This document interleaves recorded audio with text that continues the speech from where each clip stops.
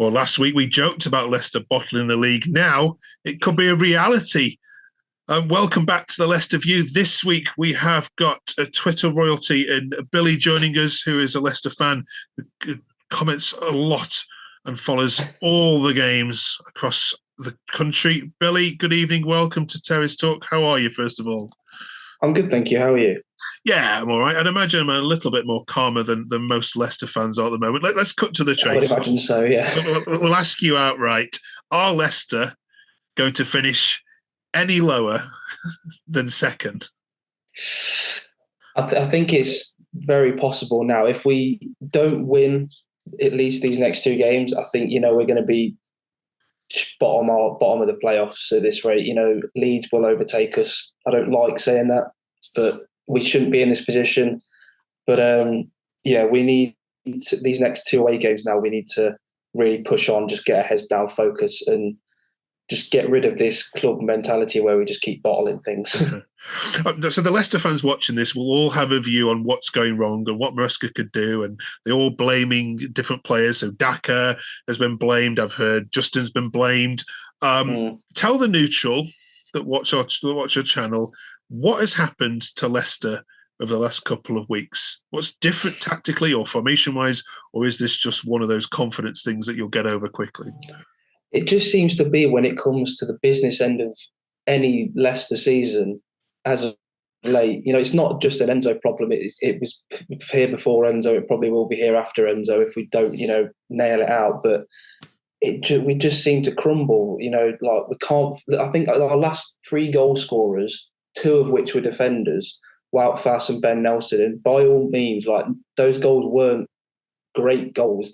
Ben Nelson's at the weekend was pretty scrappy. He got a lucky bounce and it bounced in the goal. But we need to be more clinical. Like, Daka not finishing, could have been 2-0 up against Leeds. Obviously, that was an officiating issue. But then again, before they even equalised, Daka could have put one in and he just put it straight over towards the bloody corner flag. So tactically we're playing the same, but we're just not. We're not finishing our chances. We never really create clear-cut chances either. It's always kind of like half chances, and then it's just kind of a lot of things wasted, really.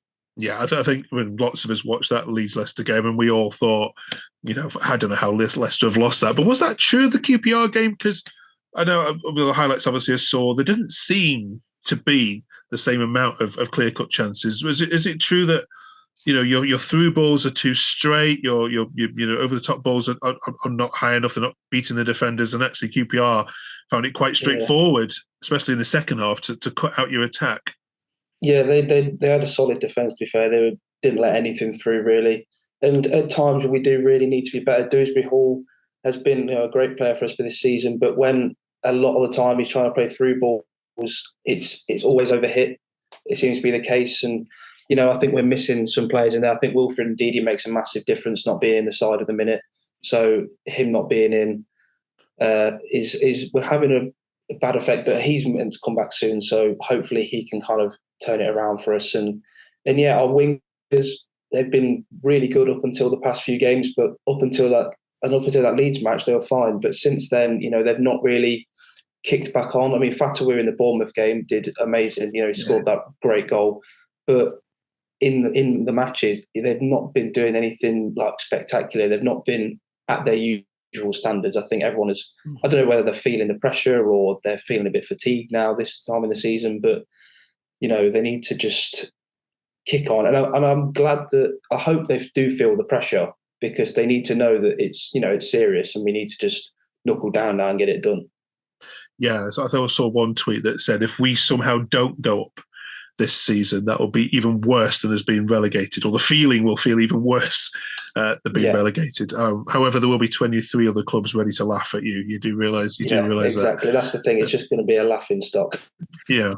Is there something wrong with fitness or concentration? Because you've probably seen the stat: 75. If all the games finished on 75 minutes, I think Leicester would already be nearly promoted now. But after 75 minutes, there's been so many games where Leicester have lost. In fact, no side has lost more points after the 75th minute than Leicester this season. Middlesbrough away, Sheffield Wednesday away, Ipswich away, Coventry away, Ipswich at home, and of course the Leeds game where you were winning 1-0 comfortably. Is there an issue with fitness, or is it a case of, well, you think you're winning and concentration goes? Or, as we suggested on this channel before, is your manager costing you points by not making substitutions early enough and in the right places?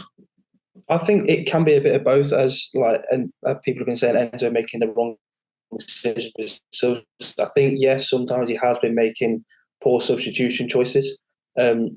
And with the fatigue, I think, once we get to 75 minutes, I don't know whether we seem to think, we're like, it's almost like that too good to go down mentality that everyone thought of last year.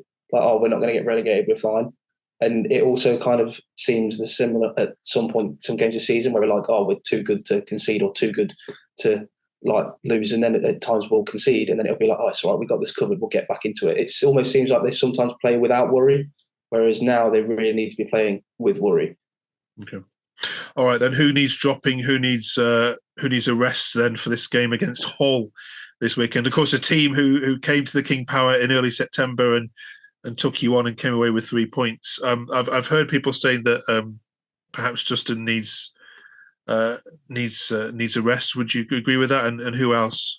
Yeah, I would definitely agree. Justin, bearing in mind a few years ago before his injury against Brighton, he was fighting for the England call-up places, and he probably would have got into the squad. And he was one of the best fullbacks in the league that season, and he was playing great. And I thought when we came down this season, Justin would reach those heights, not those heights, but he would be playing to that sort of level where he would be one of the players that help us basically kind of walk the league. I thought he would be absolutely sensational, but he's really not hit that level. So I think Doyle definitely needs to come in, because Doyle at the start of the season was a big part of us winning games. He was one of our better players in the matches, and since that injury, we all really missed him. And then he came back, and he's not really had a chance to get back in. And when he played against Bournemouth the other day, he wasn't really up to standard. But I want him to get a good run of games back in. I think I can't remember if Ricardo is injured or he just wasn't selected in the squad. I saw a couple of different reports. I'm hoping he isn't injured, and if he is, it's nothing serious, because he has been one of our best players this season. He's really, really outdone himself. And in terms of dropping, I think Daka needs to be dropped. He's missing too many chances. For a striker, we can't afford that. I would like Iheanacho to come back in. I think in the terms of the way Enzo plays and the passing that he likes, I think Iheanacho fits that style best. You can hear already people typing on their keyboards, can't you, Billy, about Iheanacho, one of the most divisive players, I think, for Leicester this season. All right, let's get some predictions from you then, and then we'll get your player of the month. All right, going to Hull then. Obviously, they're in great shape. They don't lose many and don't concede many at home. It's been 0-0, yeah? The positive side of me wants to say 2-1. By all means, I don't think it will be. I think we'll dominate the ball like we do most games, but I think all it takes them is for one attack and they'll go through and score, because I don't really have much faith in us defending a counter attack really. But I'm really hoping that, because at the start of the season we had a stat where it was like we scored the most goals in the kind of last minutes of the game, and then suddenly it's now the opposite of that. We're not scoring any and we're conceding them. So I'm hoping we turn it around and make it a 2-1. All right, nice one. And then just give us your February player of the month for Leicester City. I'm going to give it to Ricardo Pereira. I think this month he's been really good all season, but this month he's just been that extra bit. He's been absolutely crucial to how we play. All right, nice one.